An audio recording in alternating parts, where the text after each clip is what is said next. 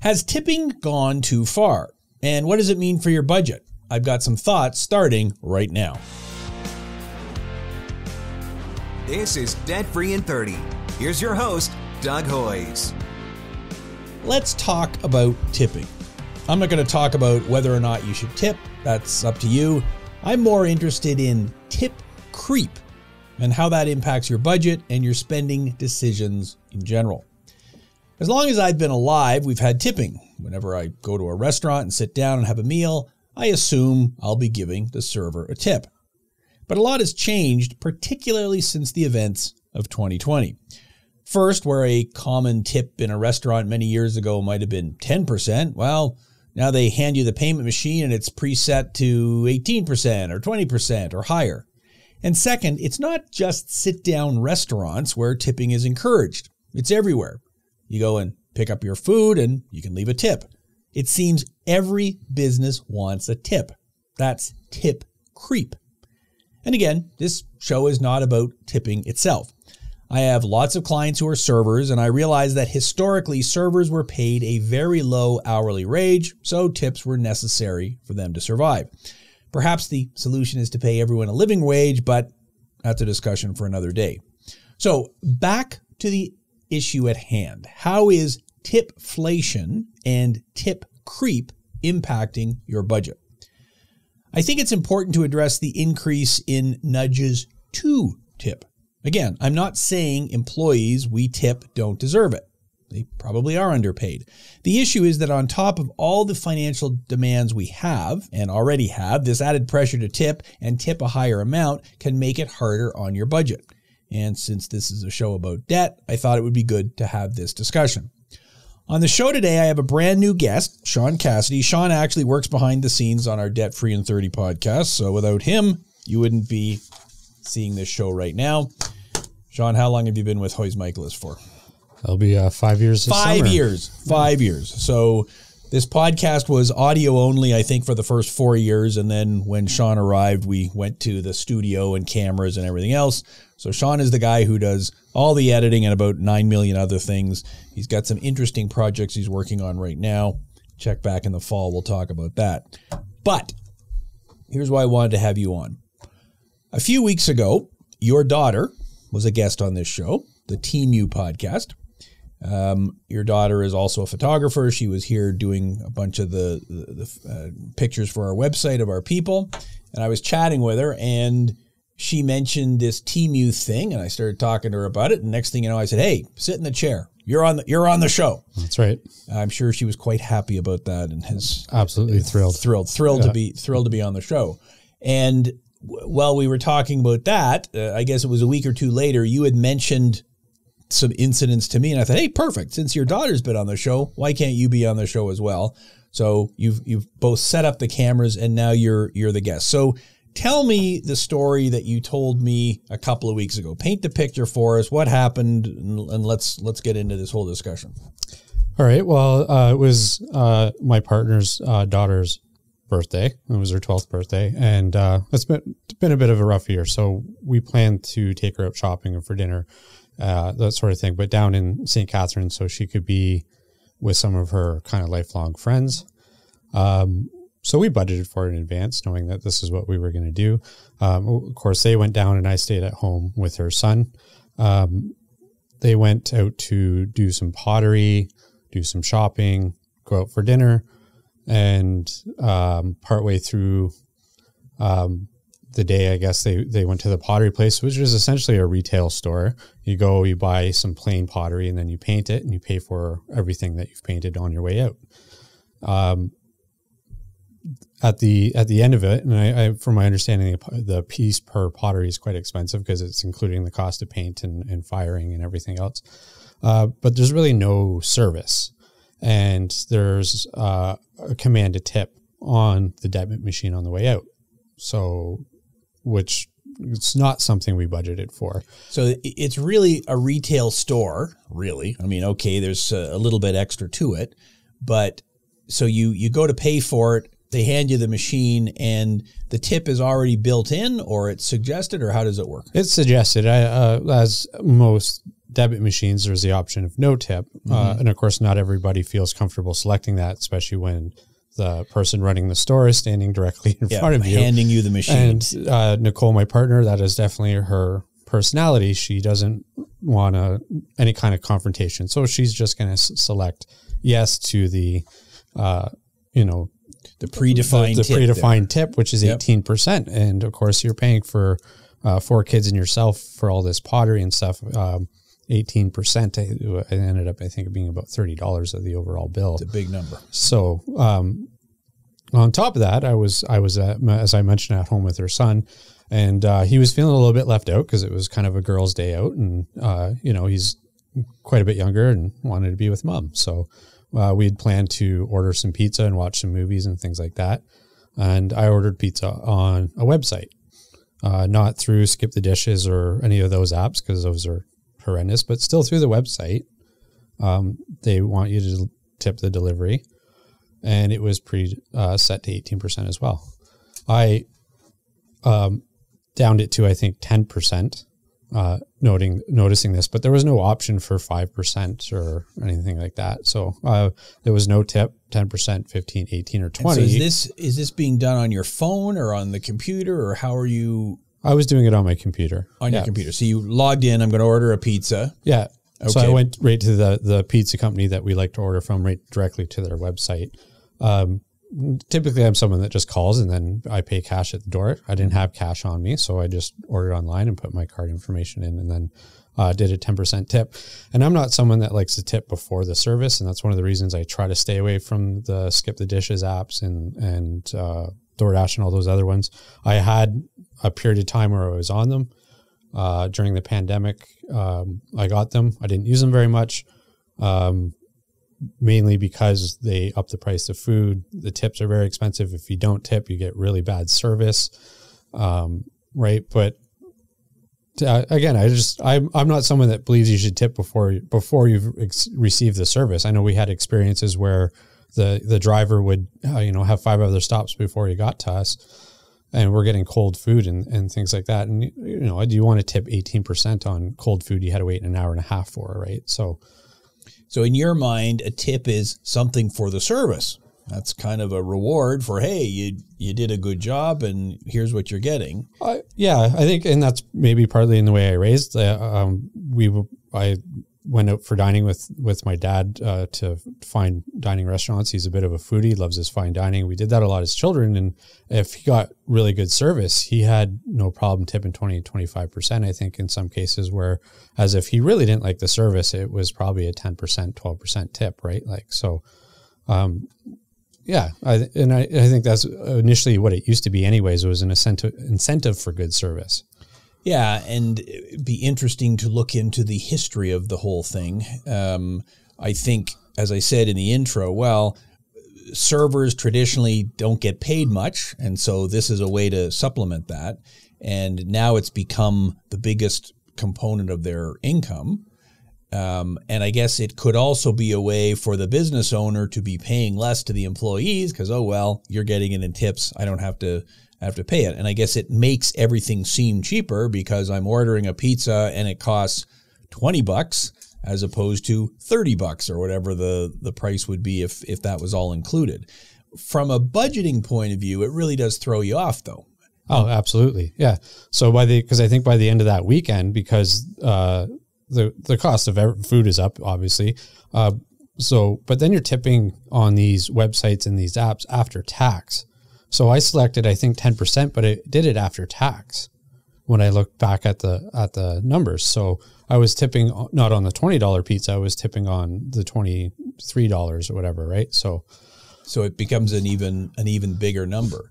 Yeah. And so the weekend ended up costing an extra $50 or $100. It was about an extra $100 that we had not budgeted for. And lucky enough, we're in an okay enough position that $100 wasn't a big deal. We make some adjustments through the week. $100 not a big deal. I know that wouldn't be the same for everybody, especially right now. Like that could really throw someone's grocery budget off.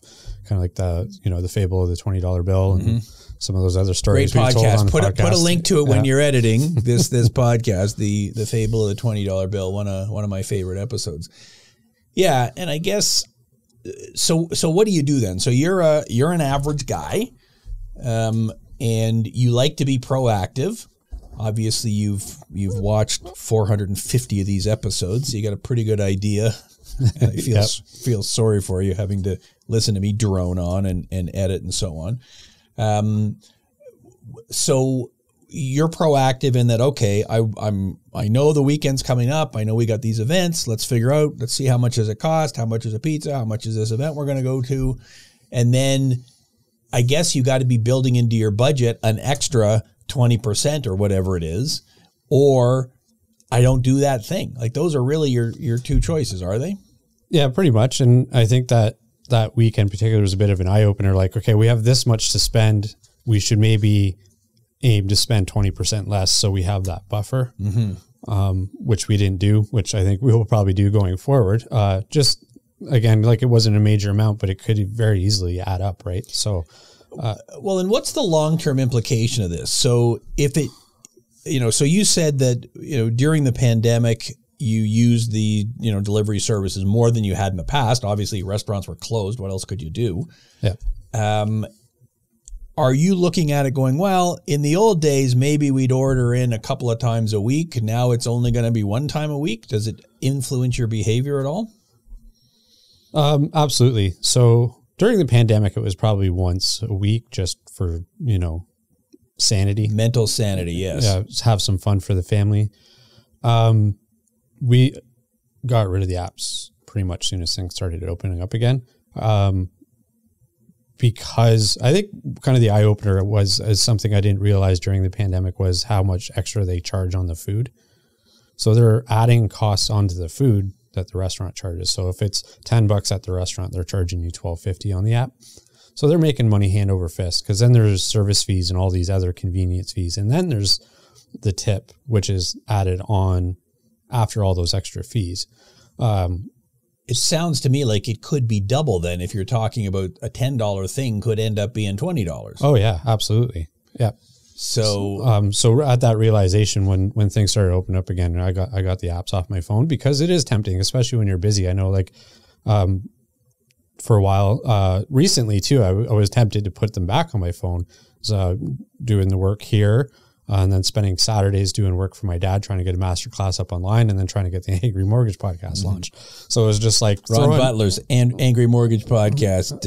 Another shameless plug. Everyone's always watching it. Sean assists with that one as well. So yeah, you're right. When you're doing a whole bunch of stuff, it's like, well, I don't really have all day Sunday to do meal prep like I used to do for the week. Exactly. So it's way easier to be bringing stuff in. But then when you look at that expense, just it's hard to justify. Because like a simple order, like for one or two people might not be quite double. You start ordering food for a family, and I think it's easily doubled. It certainly adds up. So yeah, and even going into a restaurant now and having, a burger and a fries and whatever, you look at the bill and you go, wow, that seems like a lot more than it was 3 years ago, which obviously it is. But then when you add in the service charges, the delivery and everything else, and the tip, then that's when it gets kind of totally out of hand. So, and again, I see both sides of it. If I'm a server, hey, look, I got to make a buck here. I'm not making a huge amount of money, and it's a crappy job. I'm getting yelled at by the customers, and they're not happy. And so I think adequate compensation kind of makes sense. I understand from the business owner's point of view that, well, look, everything's more expensive, and it's harder to get staff. And the cost of food itself is certainly way higher. I mean, the Food Professor podcast we did, and we talked about those sorts of issues, food inflation and shrinkflation and all the rest of it. So this is the environment we're in.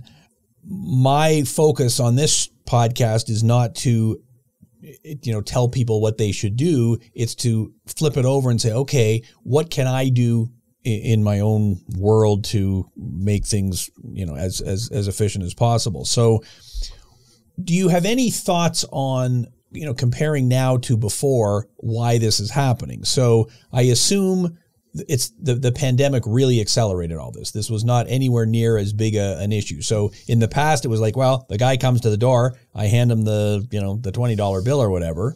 There was no predefined tip that I had to do. Was it really the pandemic that drew the line and accelerated all of this? For my understanding, absolutely. I didn't have any of the delivery apps pre-pandemic, and I did pay cash more often pre-pandemic. So like you said, you'd phone into the pizza joint and they'd bring you the stuff. Yeah. And then, of course, that was, so if it came to $17, I gave the pizza delivery guy $20 and tell him to keep the change. Still significant tip.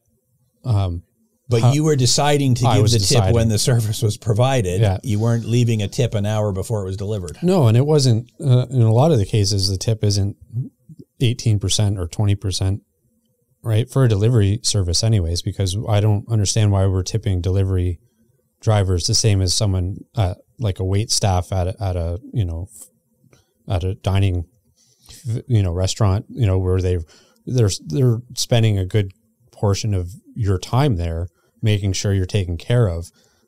Yeah, so this guy or person is stopping at a restaurant, picking up a bag, dropping it on my porch, and then like hitting a button on the app. They're not even knocking on my door, ringing my doorbell. If I'm not paying attention to my phone, it's, usually 10 minutes later by the time I realize my food's even been delivered. Right. So, and then they're getting an 18% tip on that. Like, for what? And you're paying a delivery charge. It costs more to get the pizza delivered than it does to get it when you're picking it up yourself. So, I think when you look at the big picture here, so the pandemic accelerated it, and now we have technology. So you said yourself, before the pandemic, you didn't have any of these apps on your phone. You pick up the phone and called like we've been doing for the last 50 years. But now, hey, there's an app there, so it makes it really easy. Click the button. So it's easier to do. And then there's and like you said, the tip was, well, it's, cost $17. Here's a $20 bill. So still a perfectly reasonable tip, but it was, it was more the leftover change, and as opposed to, okay, now it's going to be $22 or $23. And the technology totally changes it too, because even if you are, paying with your card right there, well, it's contactless. You've either punched it into the computer or punched it into the app. And so handing over a dollar bill is a lot different than going tap. Absolutely. It doesn't feel like real money when you're just tapping a card. Yeah, I think so. At least I know that's how I feel about it. And people older than myself, I know if you were to have Ariana back on the podcast, she'd probably tell you the exact opposite. Money, the physical cash is like a toy. Like it doesn't, it's almost meaningless. It's the tap she feels, right? Because it's that knowing that bank account has dropped. Whereas if she's withdrawn the money, it's already dropped in her mind. So interesting. Yeah. Well, she's 18 years old, we're much older than that, so we have a different relationship, I think, with cash. I guess the businesses then get into the loop as well that, okay, well, people are now used to tipping, so we don't have to pay any more to our staff. We don't have to be giving them raises. We just jack up the tips. Everybody's happy. So, except the consumer, I guess, who's paying for it. There's another term, and I know you're not a behavioral economist, but there's a term called choice architecture. Our decisions are affected by the range of choices already available to us. So think about this. It's the careful framing of a choice to control the outcome of our decision. So if by default you are asked to give a minimum tip of 10% or 15%, well, that's as low as you can go. And you already said that. So when you look on the app, there is no 2% option. Yeah. There is no 5% option. So the lowest options tend to be, what, 10%, 15%? Yeah. Usually the smallest, in most cases, is 10%. Sometimes if you scroll down, they'll have another thing underneath where you can select a custom amount. Mm-hmm. So now you're doing the math yourself, but it's also, they put it below. So it's not front and center. Makes it harder. Yeah. Well, if you go into the store and you're going to buy whatever the thing is, and there's three versions, $10, $15, $20, you're probably going to buy the $15 one. Don't want to pay top price, but I don't want the cheapest crap. Whereas if the choices are $20, $30, $40, well, I guess I'm going to buy the $30 one. I'm going to pick the middle one. So that's the framing of it. They're setting what the range is, and you kind of get carried into it. So if the tips are 18%, 20%, 22%, I guess I'll pick 20%. I don't want to look cheap. Exactly. Picking 18%. Yep. I can't really afford the 22% or the 25%. Well, and the delivery person on the other side is going to see that, right? So, and I know some people complain, like if you select the small amount or no tip at all, then you're getting, really bad service. And this is where, just throwing it out there, but the apps should have the ability to tip after. And I think one of them might. I think like Uber Eats or something allows you to tip after the fact. But yeah, you kind of have to give a really good tip, or else you don't know what kind of condition your food's coming in. Well, yeah, they're kind of forcing your hand to select that middle amount at the very least, right? So, yep. And I get it. If I'm the delivery person, it's like, well, you're only tipping me 5%. Yeah, I'm not making much. It's my own car. I got to pay for the gas. I'm kind of getting hosed in this whole thing anyways. Yeah, it's not, I'm not trying to take a shot at the delivery drivers. This gig economy is definitely an unfortunate situation. And they're out there working hard. So, but these, like I said, these apps, Skip the Dishes, DoorDash, Uber Eats, all of them, they're tacking all this extra money and service fees. So, they're making tons of money and could probably be paying these delivery drivers a lot more, rather than leaving that expense to their customers. Mm-hmm. Yeah, they've downshiftted to the customers. Well, and I think the ultimate result of this is, as a customer, it's like, well, I can't afford to be ordering in as frequently as I would like, so I end up less, and then everybody ends up losing as a result. That's just kind of what ends up happening. Yeah. And have you seen other areas where tips didn't used to be a thing, but now they are a thing? Yeah, I think like that pottery place, for instance. That's essentially a retail outlet. Like I know, I can't remember off the top of my head exactly where I've been, but I noticed on lots of debit machines in kind of retail settings where they're asking for tips. Obviously not like a clothing store and anything like that, but yet. But why not? If the person at the clothing store just spent 20 minutes with you trying on different things and this and the shirt and that, why shouldn't they get a tip? What's the difference? And so that may be the next evolution of this, that it just becomes, if we get used to it in one venue, well, we get used to it in another. I remember back, at the dry cleaners, they always had a cup there or something that you could throw some extra change in it. And usually that's what it was. Okay, well, instead of taking the 27 cents in change, I just throw it into the cup. But I think the biggest issue is that it's before the service is even performed, when you're ordering delivery, that they're asking you to throw in the money. And that's, just make the price higher then. Pay everyone a fair wage, make the price higher, and then we can all decide. So, okay, practical advice then. And I guess the practical advice that you've already mentioned is you got to plan ahead. So next year when, it's the kids' birthdays again, how is that going to change your approach? Well, I guess as I kind of mentioned before, we'll probably look at like what's the max we can spend and then reduce it by probably 20%. So we have that kind of buffer, that playroom in case it goes a little bit over, and then we don't feel like, oh no, we got to make up something here to catch back up again. Right. And then of course, like I mentioned too, this was a bit of an extravagant birthday, a little extra spending just based on the kind of the year she's had. So, but either way, even if you're just doing a small at home kind of budget birthday, and you're going to be ordering pizza for the party or something, I think it's going to be the same thing. It's like, this is what we have to spend, reduce it by 20%, just so we have that buffer room and, we're not going over our budget. So, cause you don't want to not tip the delivery driver. No, I don't think anybody is saying not to. But I don't think people want to be tipping necessarily 20% or 18% even on a delivery fee. So you're tipping more and more. Do you think that you will be more inclined to go pick something up rather than getting delivery? I mean, I realize that's kind of hard when you got a house full of kids, who are there for the party. You can't really say, okay, 12-year-olds, I'll be gone for half an hour while I go and pick up a pizza. So in that scenario, you kind of have to have it delivered, I guess. But do you think in the future you would be more likely to pick it up or doesn't really matter. They're going to charge me a tip when I pick it up anyways. They still have the command to ask for a tip, and on the debit machine anyway. So if you come prepared with cash, then you can decide on your tip, or if you're going to tip at all on a pickup, right? So yeah, it does seem a little bit weird that, okay, I'm picking it up. I'm the one providing the service, but I'm also tipping for it. So the number one tip then is to plan ahead, as with all things in life, what's coming, and kind of work backwards from, okay, so if our budget is $100, we can't spend $100 because that's going to end up being 120. Yeah, we got to spend 80 or 85 or whatever the number is.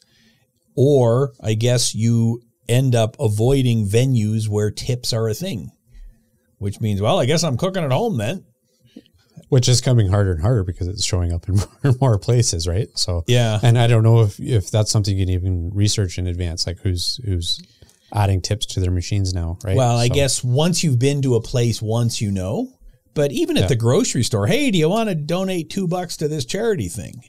And it's like, okay, wait a minute. I just came in to buy groceries. I know you're not going to give me a tax receipt for the $2 I'm donating. I know that by donating at the grocery store, it makes the grocery store chain look good because they can say, hey, we donated $100,000, even though it wasn't the grocery store chain's money. It was the customers. And then they get their own tax receipt. So if I'm going to donate to charity, which I do, I will donate to charity. I will pick the one that I'm going to donate to. I will make a thoughtful decision, and then I'll be the one getting the tax receipt for it. I don't like this pressure at the checkout that, hey, do you want to contribute the extra couple of bucks? And I have no problem saying no. I just say no. That's it. End of story. But that's different than the tipping discussion, because there's somebody standing in front of you who's actually done something. So to only tip 10%. Similar kind of pressure too, though. And I think in that instance, you can, if you're uncomfortable with confrontation or saying no, you can just say, I've tipped already. Thank you. Right. So well, that's a good point. You come up with your own lines.